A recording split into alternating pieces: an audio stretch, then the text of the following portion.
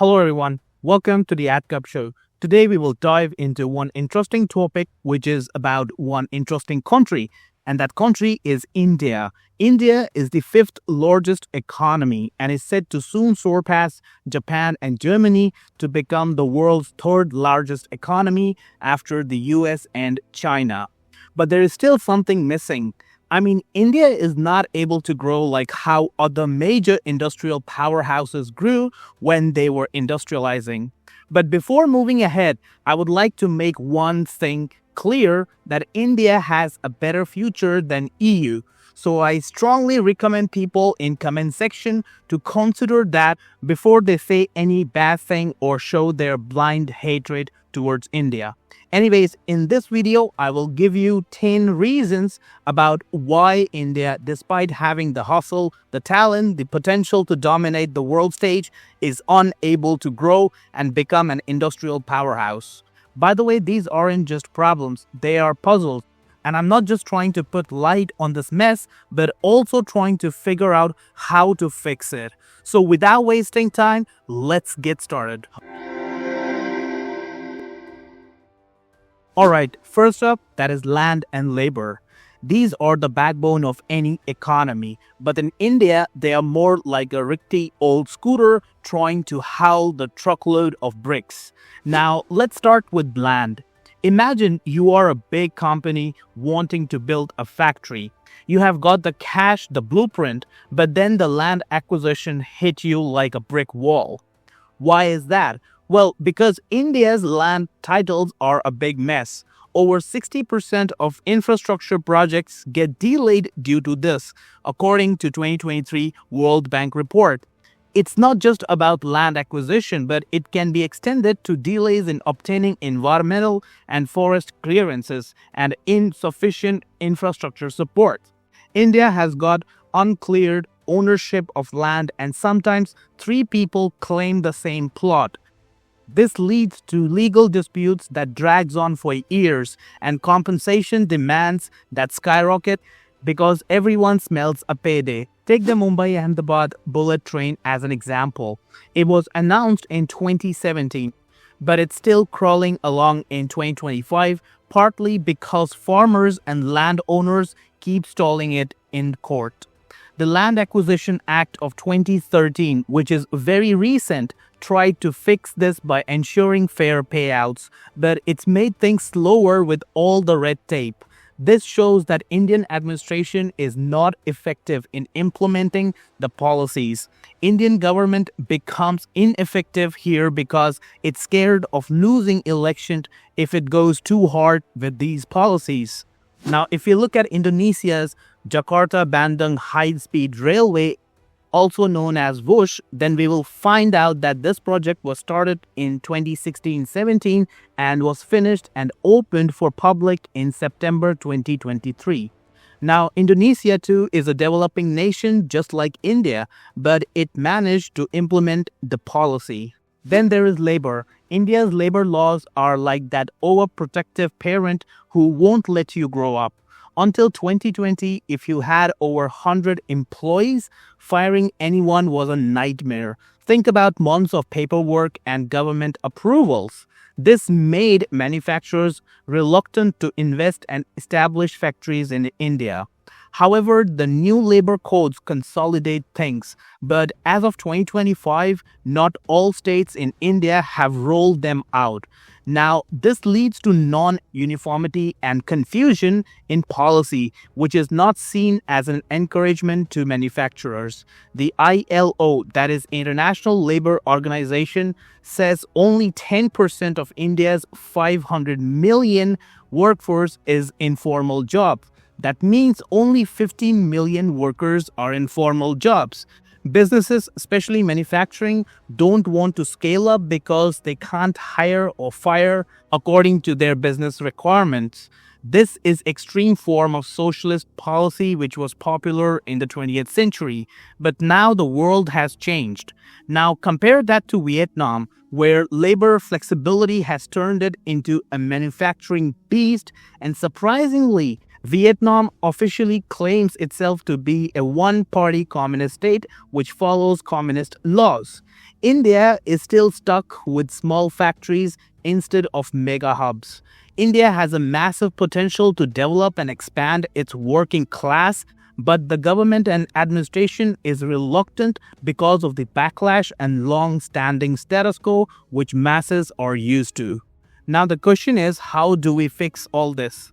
Well, for land, digitize everything, but keep the data in Indian servers and not in the US servers. India's Swamitwa scheme is already mapping rural land with drones. Let's hope that India can scale that to nationwide by 2030 using blockchain to lock in clear titles. No more disputes, no more guessworks. For labor, fully roll out those 2020 codes. Give states tax breaks to speed up and create a tiered system. SMEs get more flexibility while workers get social security nets like pensions or health insurance. And also, India should get public-private partnership to negotiate land deals. Government need to play as a referee and not roadblock. By doing this, Indian government will create uniformity and clear, desirable laws for manufacturers. Next up is infrastructure. India has been flexing lately with highways and shiny airports. But let's be real, it still got some serious potholes, literally and figuratively. The Logistics Performance Index for 2024 ranks India 38 globally, which is not terrible, but Vietnam is ranked at 34th position, and they are eating India's lunch in manufacturing. Why is that the case? Well, India's roads, railways, and ports are choking. Logistic costs in India are 14% of the GDP, which is double than China's 7%. As per the World Economic Forum in 2023, India's road density is 1.6 kilometers per 100 square kilometers. That sounds okay until you realize that China is at 4.8 kilometer per 100 square kilometers. Now what about the railways? That's overloaded both passenger and freight. Ports are also struggling. Turnaround time is 2 to 3 days, while Singapore's laughing at India with 1 day flat. And what about power? The Central Electricity Authority says that the peak deficit is down to 0.6% in 2024, but industries still face a blackout. I mean, try running a factory when the lights flicker off mid-shift. This hits businesses hard. Foreign investments in manufacturing dropped from $15 billion in 2021-2022 to $12 billion in 2023-2024 as per DPITT stats. Companies are like, nah, I'll take my factory to Thailand instead. Now, how to fix all these problems? Let's go big. The $1.5 trillion national infrastructure pipeline is a start. India needs to push it harder with AI-driven traffic systems to unclog cities and freight corridors to move goods faster. Power-wise, India is targeting 500 gigawatts for renewable by 2030, add microgrids for industrial zones so they are never in dark. Automate the port. India's port community system is cool, but make it world-class. India needs to build its infrastructure rapidly. Currently, India is roughly spending around $130 to $140 billion on infrastructure every year. But is that enough? And the answer is no. India needs to invest at least $500 to $700 billion every year for at least a decade. That's an investment of $5 to $7 trillion in 10 years. That's big investment, but that's the kind of investment that India needs in order to build infrastructure on which its industrial base can stand. All right, now let's move ahead and talk about farming and informal grind. Picture this, 42% of India's workforce, that is over 200 million people, are working in agriculture, but they contribute only 16.5% of the GDP. as per 2023-2024 economic survey. That's crazy low productivity. They hardly make $2,000 per year, whereas in China, it's $12,000 per year, says the FAO in 2023. This low productivity is there because only 42% of farms use machinery and rest are still stuck with hand plows and hope. Then there is the informal economy. That's 90% of jobs. No contracts, no benefits, just hustle. NSSO, that is National Sample Survey Office 2023 data says these workers earn 30 to 40% less than formal ones. No saving, no credit, no climbing the ladder. India is stuck in time wrap while others sprint ahead. Urbanization in India is at 37%, whereas in China it's 60% as per UN stats from 2024. And that 37% urbanization is also pretty much of low quality. I mean, any Indian city lacks basic infrastructure, organization, and maintenance. So how do we break the cycle, or what's the solution for this? Well, the solution is modernize farming, like establishing cooperatives like Amul, both but everywhere and at an industrial scale. Subsidize drones and smart irrigation. Train 10 million farmers in digital tools by 2030. For informal workers, scale up the eSham portal, get 100 million registered by 2027. Hook them up with microloans and insurance, and build village SEZs, which are tax-free zones to pull people into factories. That means less plowing, more producing, because 42% workforce is not required in agriculture. Now coming to the fourth reason, which is slow pace of industrialization. India's manufacturing has been stuck at 13 to 15% of GDP for decades, and World Bank 2024 confirms it. Moreover, India's manufacturing has shrunken in the last 15 years. The India's manufacturing sector contribution to GDP has stagnated at 16 to 17% for years, is projected to drop to 13 to 14% by 2025. This is because Indian government is not ready to bring any reform. Forget about bringing reform. They are not even ready to modify the laws because the Indian government is scared of any kind of backlash. Meanwhile, China's manufacturing is at 27% of the GDP and Vietnam is at 20% of its GDP. India is ranked 12th on the 2023 Global Manufacturing Competitiveness Index. But logistics costs, which is $180 per containers versus $120 in Vietnam, and permit delays, which is 45 days versus 20 days in Thailand, are further killing India's manufacturing aspirations. However, the PLI scheme is pumping up phones. Manufacturing of electronics grew 20% in 2023-2024, but that's still a small fry. Services rule at 55% of the GDP, but that employs only 30% of people. Millions need factory jobs, not call centers. Basically, manufacturing is the only sector which has the ability to establish a large-scale middle-class families which can also be good consumers for a country as big as India. Solution for expanding manufacturing sector is to cut permit times to 15 days, digitize it under BRAP, expand PLI to 20 more sectors, think chemicals, machineries, and build 15 new industrial parks with pre-cleared land by 2030. India's manufacturing exports are currently at $450 billion, but now India should target to hit $1 trillion by 2030.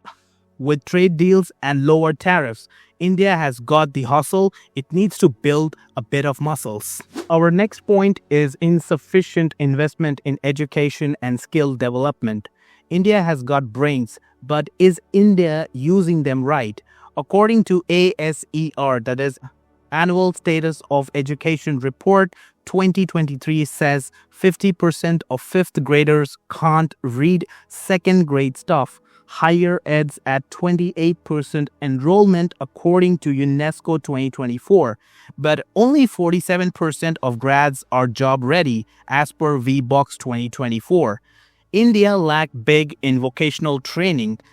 A measly 5% of workers get it versus 15% in China. To be direct, India's workforce isn't ready for future technologies like AI and robotics.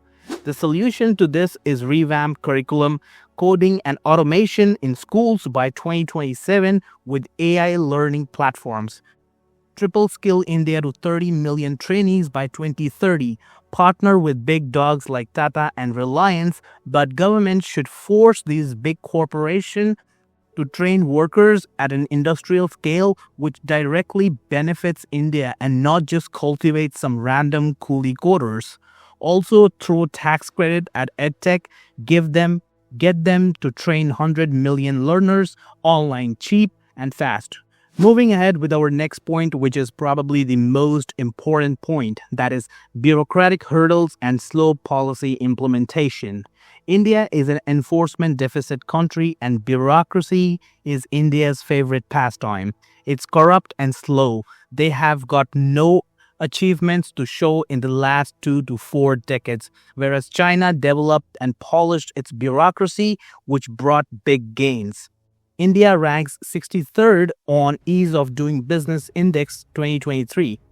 That's not bad, probably average, but Malaysia is ranked at 12th. According to Federation of Indian Chambers of Commerce and Industry, FICCI 2024 survey says 60% of businesses hit delays. Corruption is a 15 billion annual tax as per Transparency International.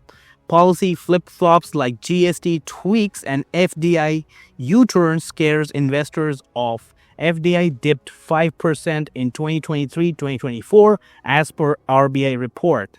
Now let's untangle this. National Single Window System. Make it real by 2026. Slash approvals by half. Use AI to track corruption. Cut leakages 30% in 5 years. And lock it in 10 years economic plan. Bipartisan, no flip-flops. Clear mess, boost the wipe. Make things clear and short for investors. 7th point is low female workforce participation. FLFPR, that is female labor force participation rate, is 25%. However, government claims that it has risen to 37%, but in China it's 60%. There are several reasons behind why FLFPR in India is so low.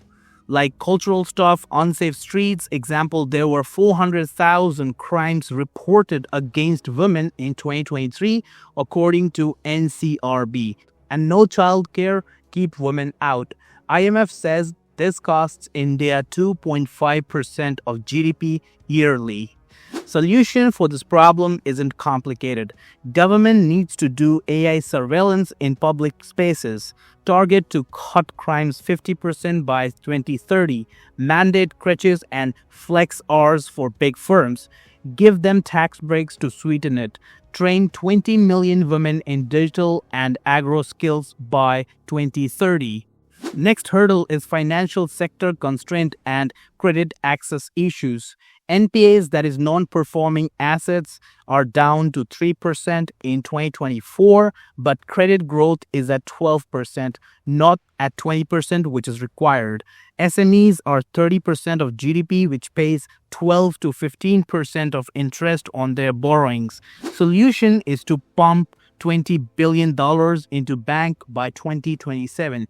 Give more loans and less stress. Scale digital lending. Give loans to 50 million SMEs at 8% rates by 2030. Expand CGTMSE, that is Credit Guarantee Fund Trust for Micro and Small Enterprises, to $50 billion with no collateral headaches, because when cash flows, business grows. Next is slow urbanization and infrastructure planning. Urbanization of Indian cities are a hot mess. According to UN 2024 data, 37% of India is urban now, and by 2050 it will reach to 50%. But Mumbai and Delhi are chokeholds. TomTom 2023 ranks them for congestion. According to 2021 census, 17% of urban areas are actually slums. Pollution is a $95 billion hit, according to Lancet 2023. McKinsey says urban GDP is at 6% but could be 8% with proper planning. India needs to dream as per its size. It should target to build 20 new smart cities by 2040, that too green and connected. Target should be to rehouse 50 million slum dwellers by 2035. EVs at 30% by 2030, 25% more green cover. These targets are tough to achieve for countries like India, which follows low-performing governance model, but it's achievable. Now let's move to the final point, which is political and social diversity leading to policy inconsistency. India says that diversity is their strength, but it's also a policy nightmare. 28 states, 8 UTs. Rules change at every border. India holds elections every year in one or more of its states, which means populism over progress. It's very tricky to solve these problems. However, India can still do something about it, like lock in 10 years tax and investment plans, incentivize for lagging states, 7% growth in every region by 2030. So there you have it, India's 10 big hurdle, but India's got the grit to leap over them. If you have observed, I have given ears while giving solution. However, I would also like to say that it's pretty much impossible for India to achieve those targets. But even if India can somehow manage to achieve at least 50% of those targets in the next 10 years, then India will be a beast of its own.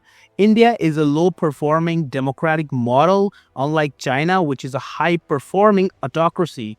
But we can't ignore the fact that India is growing powerhouse while regions like EU are facing shady future. Currently, India is approximately a $4 trillion economy according to IMF 2024 data and is set to hit $5 trillion very soon.